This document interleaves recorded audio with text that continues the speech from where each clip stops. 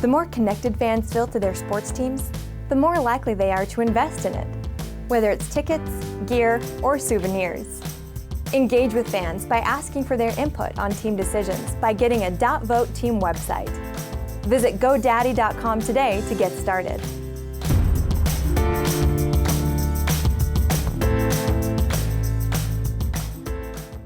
Pete Rose, rigged lotteries, and the NFL is bulletproof. It's all next on a new episode of Gordon Damer on Sports.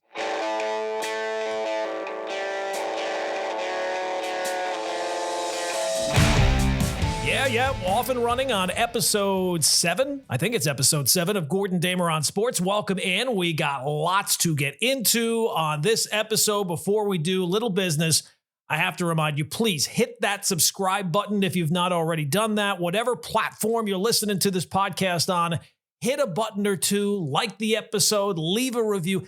Any little bit helps. I appreciate you. Yes, I'm looking right at you. All right, let's get into it. So we got Pete Rose back in the news. The NFL schedules are out. The NBA draft lottery was held. We were off by one single ping pong ball, a single number, and it would have been Portland.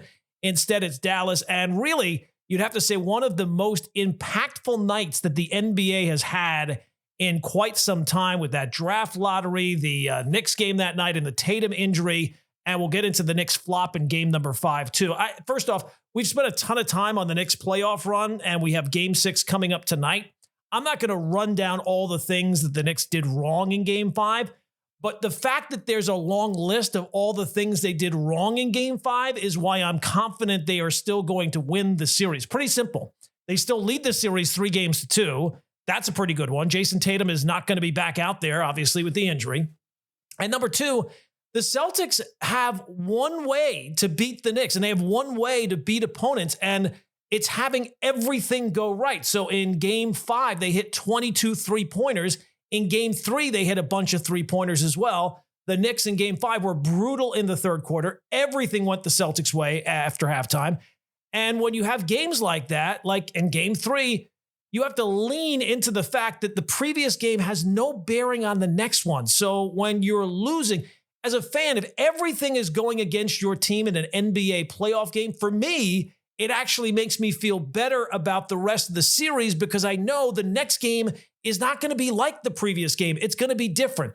And I know the common feeling about game 3 was, whoa, the Celtics are back in the series now. And that didn't last. It was just one game where everything went right for Boston. It had zero bearing on game 4. And the same goes for game 5 as opposed to game 6. And game 5 has no bearing at all on game 6. The Celtics have one mode of attack. And look, when it works, it's great. You hit a bunch of threes. If the talent is close, clearly the talent between the Knicks and Celtics is close now. One team hits a ton of threes. It's hard to keep up unless you're hitting them at the same rate or even better. And the Celtics have done that in 2 games. And the Celtics have not been able to do that in back-to-back games. So to think that they're going to be able to do it in 3 in a row, which is what they'd have to do to win the series, I am skeptical they'll be able to do that. So good for the Celtics on game 5. I guess you see that sometimes a team responds in the immediate aftermath after losing a top player. But we know it's tough to keep that up. The adrenaline wears off. And the Celtics have shown zero ability in this series to adapt if things are not going according to plan. If they're not hitting threes, they're sunk. Their plan B is to shoot more threes, which shockingly has not been an effective strategy. So heading into game 6, Knicks fans, I'm pretty sure Derek White is not going to hit 7 threes again. I'm pretty sure Luke Cornett is not going to look like Hakeem Olajuwon again. And I'm pretty sure the Knicks are going to punch their ticket to the Eastern Conference Finals for the first time in 25 years. And finally, the third point would be, I saw a lot of, game 5 shows you how dangerous the heart of a champion is and how the Knicks are going to have to prove themselves and dig deep. The officiating had a major impact on that game. I mean, we'll get into the draft lottery a little bit later, and the general reaction is that it was rigged, fixed, basically. But we see this every single year. I'm not saying that the games are scripted. I'm not saying that the outcomes are in envelopes under the scorer's table. But let's stop pretending that the NBA is squeaky clean. It's orchestrated. It's kind of tainted because you know that those officials are going to put their thumb on the scale. They influence momentum. You're telling me Jalen Brunson just so happened to pick up 5 fouls in a 9-minute span of a third quarter in a game the Celtics had to have to extend the series to 6 games? Really? And this happens the NBA is notorious for it. The only reason that Tim Donaghy's scandal was not bigger is because I don't know that many people were shocked at what happened. Other leagues have bad officials. The NBA has Scott Forster, who is known as the extender. And the media that covers the NBA more times feels like an extension of the league rather than someone who is actively investigating or criticizing it.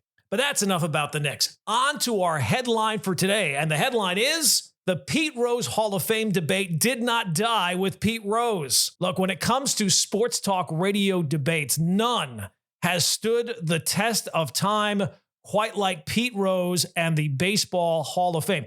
If you had to put together the Mount Rushmore of sports talk radio debates, Pete Rose Hall of Fame is 1, MJ LeBron is 2, Mount Rushmore debates themselves are probably number 3, and I guess maybe number 4 is PEDs or Tiger Woods, whatever. It's a distant fourth, I can tell you that.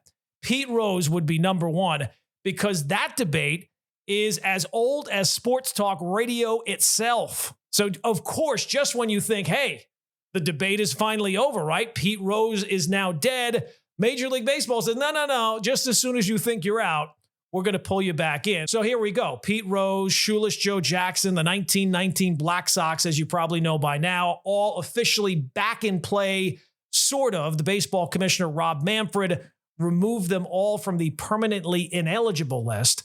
Over 100 years later, the ghost of the biggest scandal in baseball history, really probably in all of sports history, are technically eligible for the Hall of Fame. And of course, Pete Rose is too. So before we get ahead of ourselves, they're not getting inducted tomorrow. There's still a process because of the Hall of Fame procedures. Rose, Jackson, they won't even be eligible until December of 2027 when the Classic Era Baseball Committee meets again. That committee that's the old Veterans Committee guys who made the biggest impact before 1980. So we're not talking about the Baseball Writers of America. This is a smaller group. They only meet once every few years. And generally, they get their buddies and cronies into the Hall of Fame through the back door. So in terms of the Rose story, let's start at the beginning and work our way through this. The only thing, and this is the most important part, the only thing that kept Pete Rose out of the Baseball Hall of Fame all these decades was a guy by the name of Pete Rose. Pete Rose himself kept him out of the Baseball Hall of Fame. As great as he was at baseball, he was even better. He was even more elite at hurting his own case for the Baseball Hall of Fame. If there was a Hall of Fame of self-sabotage, Pete would unanimously get in, first ballot. They might build him his own wing. Pete Rose is the architect of his own demise and both the hero and villain of his story. For all the big Pete Rose fans, and there certainly are a ton of them that want to see him in the Hall or felt like he should have been in even while he was still alive, let's get a few things clear right off the bat. Pete Rose is the reason Pete Rose did not make the Baseball Hall of Fame. And it also should be pointed out, the Baseball Hall of Fame, it's the only one that matters. It's the only one where we have these debates of guys being in or not in. Not that the other halls of fame are not fine, but in terms of sports fans, the only ones that really spur debate is baseball. The amount of time spent debating the Baseball Hall of Fame is larger than debating all the other Hall of Fames combined. And that's largely because baseball, for most of its history, has been a small hall. It's been very exclusive. And that's a credit to the baseball writers. Unfortunately, there have been other pathways to the hall, as we mentioned with the Veterans Committee, and those have largely been a disaster. But other halls of fame like basketball, they simply treat it as a museum.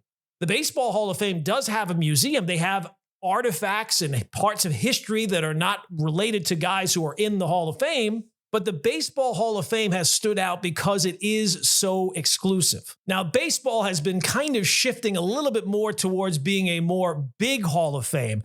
A big Hall of Fame fan believes that the Hall of Fame should be, well, bigger, maybe not wide open. Not everyone with a solid career gets in, but more inclusive of the game's greats who might not be the absolute elite. So people you're talking about here might be Don Mattingly or Keith Hernandez here in New York, or Kenny Lofton or Dave Stieb or maybe David Cohn. That would be a big hall. More of a museum rather than the exclusive elite of the game where only 1% get in.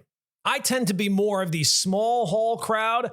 I'm more for the version of Cooperstown that is just for baseball gods that you don't even have to think about it. You know for sure that guy's it. For me, if you have to debate it too long, that's a no. So it's Ruth, it's Mays, it's Mantle, it's Pujols, it's DiMaggio, whoever. But you know the names as soon as you hear them. It should be about recognizing the untouchable elite and keeping the Hall of Fame special for the reason why it was made special in the first place. So even now, the Baseball Hall of Fame matters than all the others. So now let's get back to Charlie Hustle, Pete Rose.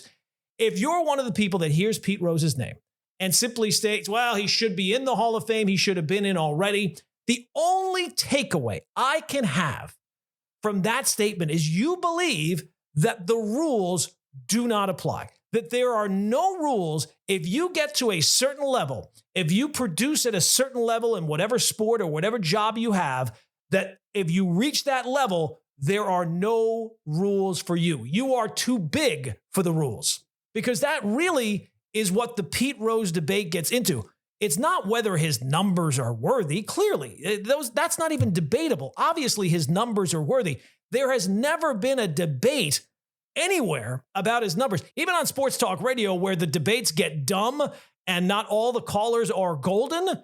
This is simply about whether or not, if you're great, and if you are, you don't have to follow any rules, because there was one rule everyone everywhere knew you cannot break, especially Pete Rose. From the minute anyone walks into a baseball clubhouse since 1920, MLB Rule 21 is right there. It's on a wall. It's bolted to a door. It is hung like a warning sign to everyone who sees it. And it says, if you bet on baseball, you are done, period. Not suspended, not fined. You're done. You're out forever.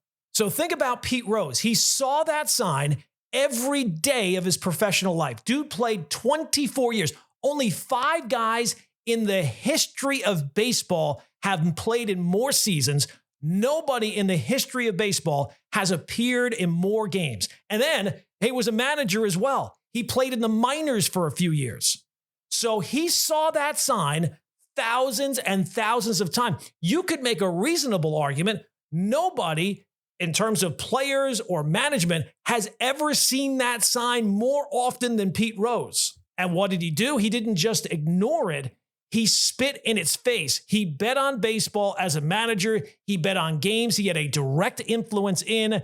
And when he got caught, what did he do? He lied about it. For 15 years, lied to everyone, to the media, to fans, to teammates, friends, everybody who came in contact with him. He lied to them. Then, of course, as it was time to sell a book, suddenly, oh yeah, I bet on baseball. How convenient. If getting into the Baseball Hall of Fame were his number one mission in life, admitting to it at any point before the book would have helped his case. Instead, that's not what he did. And he finally admitted he bet on baseball, but only as the Reds manager, right? You would have to be the most gullible person on earth to think that a gambling degenerate like Pete Rose only bet on the Reds, and only when he got to be a manager. There's plenty of evidence that he bet as a player, and that would just make sense. Of course there was. He didn't get to be a manager and say, hey, you know what? Maybe I might start betting on baseball. It would defy logic to think anything else. And while there's been no evidence presented of him betting against his team, would you bet on that? I know I wouldn't. So this was not some simple oversight. He did this all this time for years. The one rule, the one thing you can't do, he did every day, basically for years, as a player, as a manager. So if you just want to throw that out, you're basically saying, well, there are no rules. The whole point of rules is they apply when it's hard, not just when it's easy. And they should apply to everyone.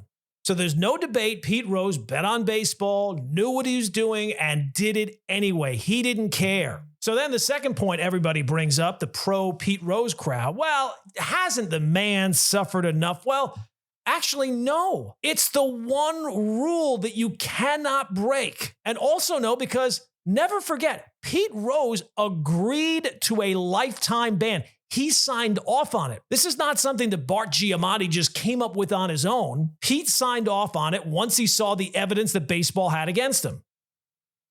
And I get it. Feels a little old school, a little fire and brimstone, especially now with how every league is in bed with every sports book. You can bet at the ballpark. The broadcasts have live betting odds between pitches. I get the hypocrisy, and we'll get to that in a little bit, but none of that changes the original point of Rule 21. It's not a suggestion. It's not a memo. It's a law, and not just a law, the law of the land in Major League. It's the one rule that absolutely cannot be blurred. The whole point of the rules are that they apply when they're hard, not just when they're easy. They don't just apply to the regular folk, they apply to everybody. And Pete Rose knew that and decided to break it anyway. And he actually got the benefit of being Pete Rose. Being a star like Pete Rose, you get a chance to fix what you had broken. And he got multiple chances to fix it, to take any step in the direction of actually just doing the right thing. And time again, he refused. From 1989 until the moment he died. If he wanted to repair that situation, he absolutely could have, but it would have actually required him to do something that maybe he didn't want to do. He had nothing but opportunities, and really, no sport loves the history of the game more than baseball. They were willing to give him a second chance, but he didn't give that second chance a second look. You can go back to the early 2000s. Commissioner Bud Selig gave Rose a path back to the game. The door was open. All Rose had to do was come clean. Just tell the truth. Stop with all the lies. Stop with all the casino appearances. Cut ties with people in the gambling world. Nothing too major. And how did he handle that? He ignored it. That was a lifeline. That was a second chance. Probably was way more than a second chance, but that was a second chance, and he fumbled it. Another self-inflicted wound in a career full of them. And this guy could have had the redemption arc of all redemption arcs. Again, what sport loves its history more than baseball does? He could have walked into Cooperstown, but Pete, being Pete, just couldn't get out of his own way. It's kind of hard to have that much sympathy for a guy who is the biggest impediment to his own success. And then, of course, he comes clean in a book in 2004. That's when he finally admits to betting on baseball as a manager. But of course, even that confession came with asterisks. Oh, I only bet on the Reds to win. Like, that makes it okay. It's amazing. Even Pete, as a known gambler, still hedging his bets, still trying to manage the optics. He was a phenomenal player, and nobody can touch that. But let's be honest, this dude was a grifter. He was a con man. And just like a die-hard degenerate gambler, he was always trying to find that edge. And then years later, ESPN came out with that report about he bet as a player too, which, yes, obviously, it wasn't like he just woke up one day as Reds manager and said, you know what, I love betting other sports. Why don't I bet on the sport that I'm most associated with and have the most knowledge about? And when that report came out, what did he do? He clammed up, wouldn't admit it, wouldn't own it, even with the receipts stacked a mile high. And that was the pattern with Pete Rose. He got chance after chance after chance. He got lifeline after lifeline after lifeline. And every time he found a way not just to fumble them, he would torpedo them. And not because the world was out to get him like he'd like to portray, but because Pete Rose was always Pete Rose's biggest problem. And the Pete Rose fans will bring up other things too, the steroid guys, as if that has anything to do with it. Totally different conversation. Bonds and Clemens and A-Rod, McGuire, and so those guys tainted the record books. And guess what? They're not in the Hall of Fame either. The writers have held the line on that for the most part. I'm sure a few guys have snuck in there. Ivan Rodriguez is in there. But Pete Rose, his case is unique because he violated the one unbreakable commandment in baseball: don't bet on the game. And he did it with the full knowledge of the consequences. So Pete Rose, no, he should not be in the Hall of Fame before. He should not be there now. He should not be there ever, because Rule 21 isn't just something you hang on a wall. It's there to remind every young player coming up that there are still lines you don't cross. And maybe that is more important now than ever before with the game swimming in betting partnership and gambling promos. And think about even now, if Pete Rose, now, even that he's gone, gets into Cooperstown, what we're telling future generations. Yeah, the rule matters, but if you're really good and you're really famous, even if you don't do a single thing to fix what you broke, we'll fix it for you, even if you're belligerent on it till the end. So to me, it makes perfect sense for Pete Rose, one of the biggest names in the sport, to be one of the biggest warning signs in the sport as well. You bought the ticket, you took the ride, and the ride ended exactly where it would have to end, with you not in Cooperstown as a result. As the kids say, mess around and find out. Pete Rose messed around and found out. Now, if Rose eventually does get in, and I would think with this move, he eventually will. I think I mentioned this in the Barry Bonds episode. The Baseball Hall of Fame is 8 hours round trip from my house. Every baseball fan, I will say this, should absolutely go to the Baseball Hall of Fame and see it firsthand. It is fantastic. It's amazing. It's incredible. You will love it. You should absolutely see it once. Once is enough. Once is more than enough to go see the baseball hall. You can do it in a road trip. It does not have to be a yearly thing. So Pete does eventually get in. I won't be yelling and screaming because I know he is a Hall of Fame player, but that doesn't mean with his history, you should have thrown him a day to honor him, considering the things that he did. And I'm not even taking into account all the other things after his playing career that got brought up. I am simply pointing out this one rule. It's the only rule you have to follow, and if you don't follow that one, it doesn't matter. As for baseball and Rob Manfred's part in this, I think it's a major mistake to remove Rose from the list just because he's not with us anymore. I think it's even worse for the Black Sox team from 1919. To me, that one's outrageous. They threw a World Series. For all the sympathy about Shoeless Joe Jackson, he did admit to accepting money. And it just comes off as extremely hypocritical of Major League Baseball. They still want the day to celebrate the player, but they feel okay about it now because the player's not here to accept the honor. I guess for Rob Manfred, at least he considers this now off his plate. And it's kind of fitting. The Black Sox scandal brought about the first baseball commissioner. And with Rob Manfred's call on this and on Pete Rose, it now turns out baseball's definition of integrity has an expiration date. Who knew? All right, so that's the final word on Pete Rose, at least for now. I'm sure something will come up that'll bring the topic back to the forefront, at least until we do an episode on how he was kind of overrated as a player, but that should be a hoot down the road somewhere. Right now, let's move on to the NFL. The league announced its schedules this week, which would not ordinarily seem like a big deal. It sounds even weird saying, hey, the NFL released its schedules, but it is a big deal because everything for NFL fans that is NFL related is a big deal. The NFL does not just compete with other leagues, it competes with holidays, and the NFL wins. They're undefeated against Thanksgiving and Christmas. They are running laps around everyone else. So the schedule release came a day or two after the NBA draft lottery, so some talking heads, I saw Mike Greenberg talking about it mostly, that the NFL would benefit from having a draft lottery. It's not the first time the idea has been brought up, but of course, much like the NBA media rushing to protect the league, a bunch of NFL media people hopped on their Twitters. The NFL doesn't need that. Why would the NFL want to be more like the NBA? This is a solution to a problem the NFL doesn't have. Well, look, you can like the idea, you can hate the idea, but let's not pretend that fans would not absolutely eat it up. And I think that was Greenberg's main point. The NFL could put that on pay-per-view and fans would absolutely watch. That would be far more compelling TV than a lot of things that the NFL has going on. The league has millions of people watching the draft for days. People eat up draft grades immediately after the draft. Fans love reading mock drafts months, sometimes years ahead of time.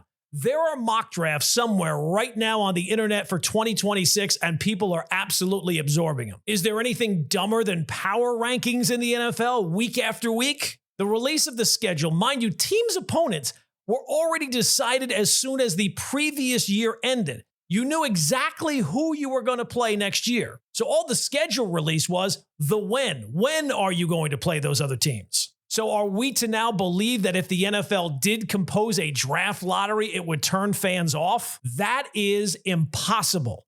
The NFL now is bulletproof. There is no single decision. I wonder if there's even a series of decisions that can get fans as a whole to quit watching. And not just the games, anything related to the NFL. A couple of years ago, the big CTE study was supposed to be the iceberg. Instead, the NFL clearly just built a bigger ship and bounced off that iceberg like Derrick Henry.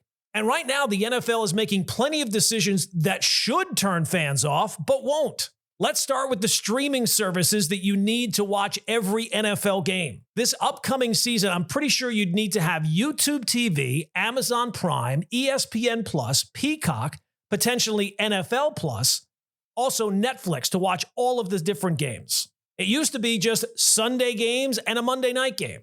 Now it's Sunday games, Monday games, Thursday games, Black Friday games, Christmas games, Thanksgiving games. Hey, how about we go for a cash grab and play games in foreign countries? Brazil, Ireland, England, Spain, Germany. How about all the cash grab games taking place in foreign countries that are happening at God knows what time here? The NFL always presents these games as if they're doing this for you when they're really doing it to you. This is not to your benefit, it's to theirs. Never mind the in-stadium experience with PSLs or different weather in the Northeast or traffic, the time commitment that you have to make to attend an NFL game. It's all day. And plus, watching an NFL game is like watching a TV show be filmed. It's kind of cool to see it one time, but it's not the optimal experience. The NFL is our national religion, so the idea that a draft lottery is not needed or somehow it would turn off fans is ridiculous. And I'll tell you right now, if the NFL can figure out the way to maximize making a buck or two out of it, that's all that matters. You realize with these leagues, they're not teams, they're not franchises, they're businesses. And anything they can do to grow the financial pie, they'll do. But back to the lottery conversation in the NFL. I think it's an interesting one and really one that it's only a matter of time. The NFL does not need a lottery yet because lotteries are generally to prevent tanking, and tanking has not really been an issue, at least not so far. But make no mistake, it's going to eventually hit. Browns tried it a few years ago. The Dolphins tried it a couple of years ago. Both botched it because they got the quarterback position wrong. But just because the execution was flawed does not mean the blueprint is. Because it could absolutely work if you have someone who knows what they're doing and willing to sacrifice a couple of years. And in the NFL, why not sacrifice a couple of years? Because you're not going to lose any money as the owner. And this doesn't get brought up enough. The NFL does have a couple of major advantages to tanking. One, it's easier to actually pull it off. The main thing you have to have in the NFL is just a really bad quarterback who would not have a starting job anywhere else. I'm telling you right now, if you started Tim Boyle as your quarterback to start the year, you're getting the number one pick. The other major benefit in the NFL in tanking is there is no lottery. So if you get the first pick and you hit on that draft pick, especially at one of the high value positions of quarterback, left tackle, pass rusher, or shutdown corner, you're probably going to have that player in their most valuable seasons, really for the most valuable parts of their career. A 5-year rookie deal and the franchise tag maybe once or twice. Draft picks in the NFL, because there are more of them, are more valuable. And you can stockpile picks in a way that's harder to do in the other sports. Make no mistake, tanking is going to creep into the NFL at some point. It's only a matter of time before it plants its flag, and only a matter of time before someone does it right, and then everyone else says, hey, we should be doing that too. So when it does hit the league will wrap it in primetime lights and call it maybe something different than a draft lottery, and the public will absolutely eat it up like it's Super Bowl Sunday. Because it's the NFL, and everything they touch turns to gold. Marketing for a sports team? Can't quite think of a way to engage loyal fans as much as you would like? This is where a .vote web address comes in. Allow for fans to help decide player of the game, player of the week, or MVP of a season. There are hundreds of ways you can conduct polls for fan engagement that benefits both the organization and the fan base. Visit www.godaddy.com and purchase www.yourteam.vote.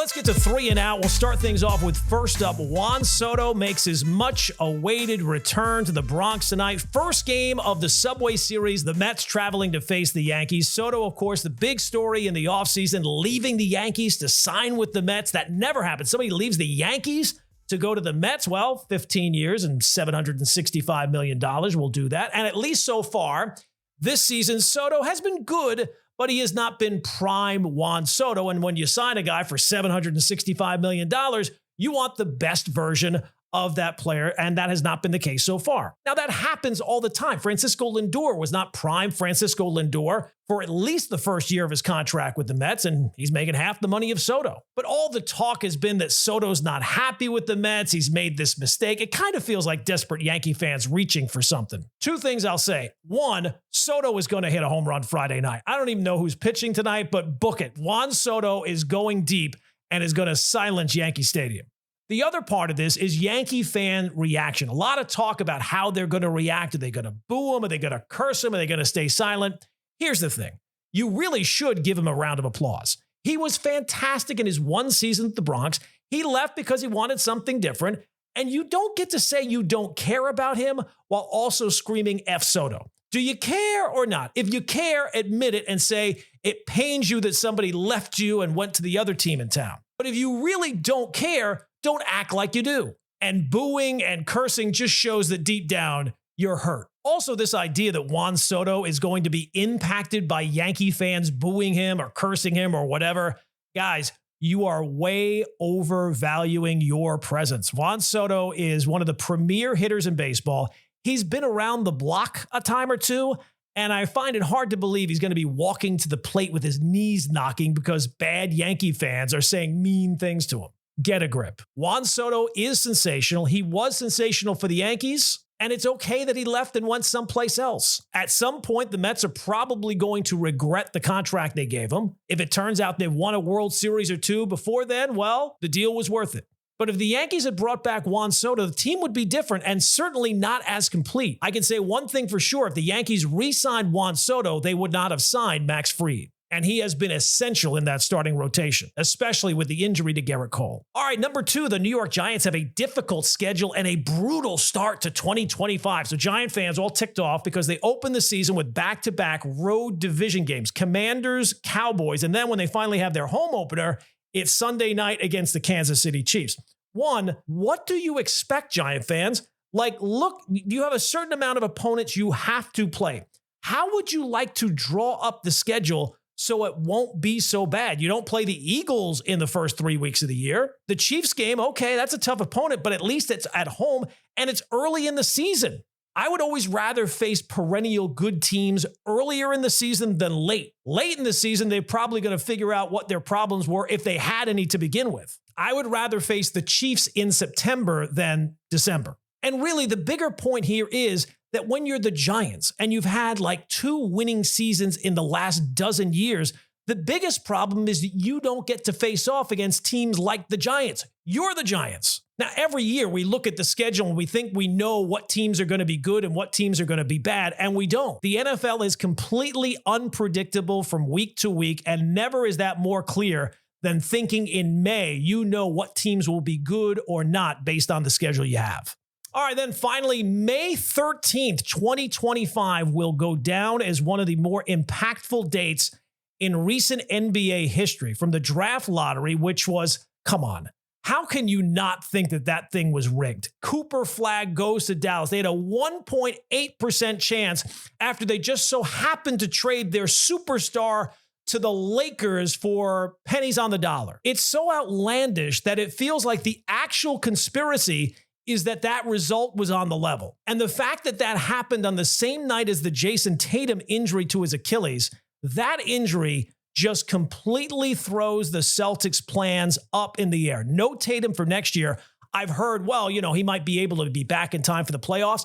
You're going to force a guy coming off an Achilles injury who you have that much money invested in, and you're going to push him out there in the playoffs and expect results? Absolutely not. You have to prepare as if you are not going to have him at all next year. You cannot force him back for the postseason. But the Celtics payroll with the new owners, all of that, It's wild. Teams and organizations make all these plans, and the Celtics, one of the best in the NBA, and for that to happen, they now have to completely scrap their plan and start over. And the Tatum injury didn't just shake up the Celtics' blueprint, it completely blew it to pieces. And now the ripple effect is kind of hitting the entire Eastern Conference. The door to the finals this year, and you would have to say next year, has swung wide open. Maybe the Bucks end up holding on to Giannis as a result of that. Suddenly, every team in the East has to kind of rethink their strategy, unless you were already tanking and not preparing to be a playoff team at all. What happened with Boston has to leave some teams sensing opportunity where there wasn't one before. So for all the talk about Giannis going here or Giannis going there, if he does get traded, that impacts two teams. The Tatum injury has a far wider impact because it impacts every team basically in the Eastern Conference. All right, people, that's going to do it for this episode of Gordon Damer on Sports. Now, if you did not already, please subscribe. I'm begging you, whichever platform you're listening on. I'm not too proud to beg. Please like the episode, rate it, comment, whatever you can do. You can find me also on Substack, GordonDamerOnSports.substack.com. You can find me on Twitter @GordonDamer. And you can find me right back here on Monday with hopefully a Knicks victorious edition of Gordon Damer on Sports. Until then, see ya.